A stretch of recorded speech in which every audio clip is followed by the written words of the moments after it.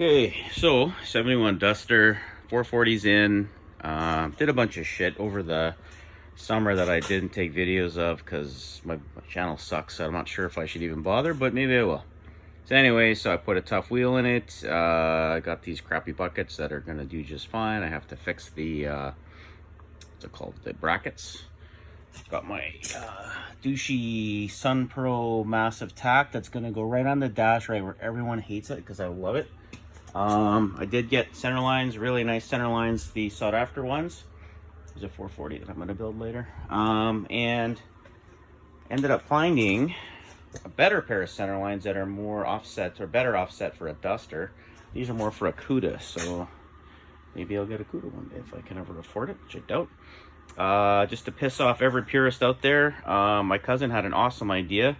When we did the 440, why not, instead of putting a 440 sticker, just get plus 100 stickers made? And they did, and they turned out, I love it. I don't care what you say, I think it's fantastic. So here's the motor. Sorry for the jerking around. I don't have a GoPro and I don't know what I'm doing, so yeah, it's a mess. This is ready for it's ready for break-in. I ran out of time in fall, and then it got cold, and you know how that goes. Winnipeg sucks, whatever.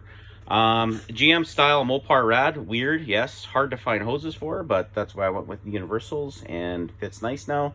It's gonna cool just fine. My experience, my personal experience with the up and down flow, whatever they call that, in a Mopar sucks, and I'm sure other people have had great success, but in my 68 Roadrunner, the 440, I had a Champion 3-core up and down flow. Again, don't know what they're called, and it never cooled to save its life. So I think this has got a good chance. You have to do some type of shroud system, but steel fan's the only way to go unless you're going electric, in my opinion. Some douchey Amazon trans lines. I have no idea if these are going to seal, but it's going to be funny to watch. Yeah, so the motor never got started. Yeah, valve covers don't match. I get it. Who cares? Best carb ever. I don't care what people say, how much they love Hollies for the street, and AVS2 with annular boosters. And I've had annular boosters before on my old 408 with 750 Holly, or Quick Fuel was what it was. Amazing. Absolutely amazing. So, got these on sale. Don't ever miss when these are on sale. They are the best thing in the world. This car moves like it's on butter. Or like it's on butter? Yeah, I'm on butter. No, like it's butter. Never mind. So this is the car. I will document. I just ordered a TTI proper exhaust, 2.5 inch. It's got some hodgepodge exhaust right now. I ordered Spintech 6000 mufflers.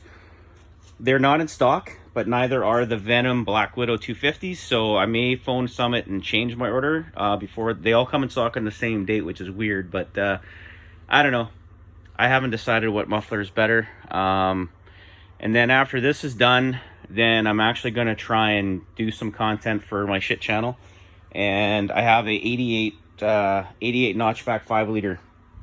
Here's the first set of parts for it, the proper 9495 S1095 conversion spindles. So I want to do that from start to finish. Once it gets up on the lift here, my little Max Jacks mini lift, once it gets up in the air, I want to document from start to finish. Not that anyone cares. All my 6 subscribers can be enthralled in all of the business. These tips are actually wrong, but the new exhaust I bought, I also ordered the proper tips from TTI, so it's gonna have everything correct. I believe these are rectangular Dodge tips, and I believe Plymouth's supposed to have oval. I could be wrong, but these look like Dodge tips to me. Not that it matters. It's still a nice looking car.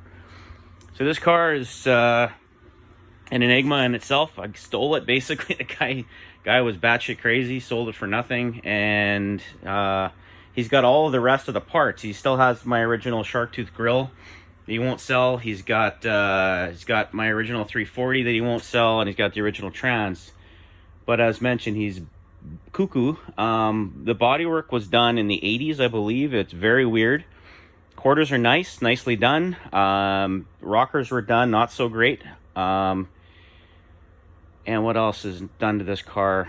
Flora's got a couple of pinholes, couple of larger holes, not a big deal. The vinyl top is in great shape except for right there where it's starting to do what it does, pull away, and so I just put some tape on just to cover it because it looks like shit. It's bubbling underneath, so I don't even want to know what's under there. Sometimes it's better left unknown. I love this car because it shines really. This thing is covered in 2 years of dirt. It shines really nice for an old paint job, single stage enamel, I'm guessing, or whatever the hell they used back then. I love center lines. I got a buddy that's got a 72 with center lines, and it is awesome looking. So this is gonna be cool. My shark tooth grill is here, so that's got to get onto the car. And yeah, and then when I actually restored for real, I've got a powder coated what's it called? Powder coated K-member that I got done. So yeah, it's a shit pile in here, shit show. But this is what's gonna happen, and this is gonna be cool. This is a 1970 standard bore, a non-HP. Not that that matters. My understanding is that's just a stencil anyway, but non-HP block. But as you can see, it's would have been decent compression because they're not that far in the hole. I think that's at top. I think that's TDC for that piston. I can't tell for sure. She won't move. It's been sitting forever. But 1970 means actual Ford steel crank. They're all steel, not like it's hard to explain Dodges, but even the quote-unquote cast cranks aren't really cast from my understanding. The way I read it, that might be BS. So if I sound like an idiot, just laugh it off and ignore it. But it's never been touched. Just parked one time and left. It looks like it's in great shape. So I'm gonna free it up with some transmission fluid. Sorry, I'm tired this morning. And then yeah, probably do a full rebuild. Maybe just 30 over, maybe stroker, who knows. It's I'm absolutely shit busted broke, but I managed to accumulate a lot of cool shit over the pandemic that for cheap, which most people didn't because prices went stupid. But just for reference, this car I picked up in US dollars as a roller with center lines, not these ones, but I broke even on the switch. This car I picked up as a roller in the condition it's in, as you see, for $4 grand US. So it was a good deal, a deal I could not pass up. Now, I've blown that deal apart because I've spent so much money on it, but it's never about resale. If you own a car like this and you're trying to make money on it, you own a business. If you own a car like this and you lose money on it, you're having fun. Maybe I'm wrong.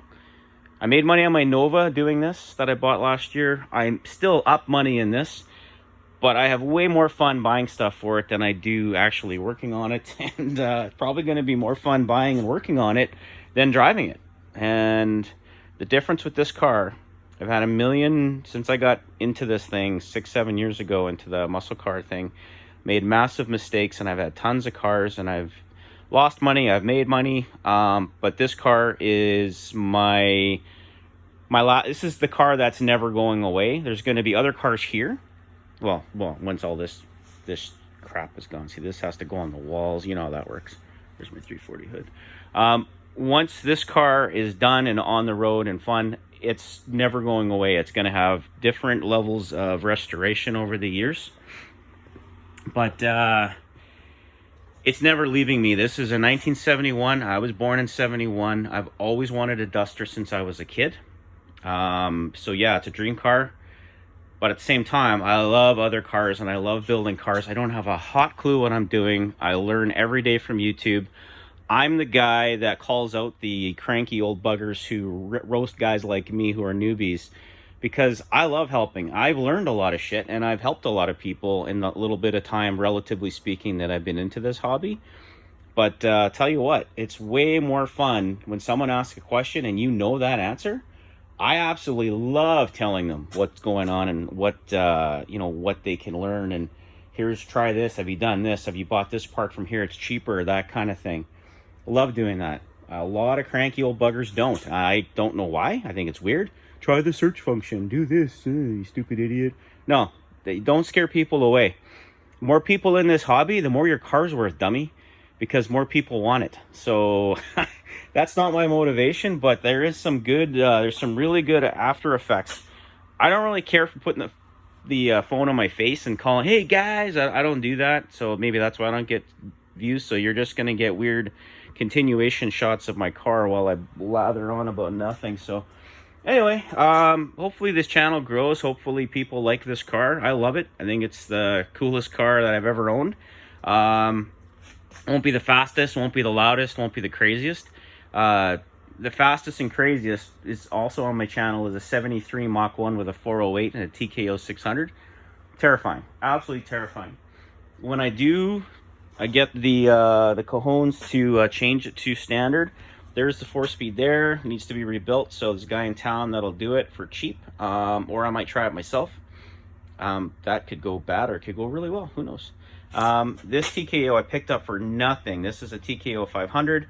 I would love to put it in the Duster, but it's way too much work to mess with the tunnel on these cars. They're very strangely built.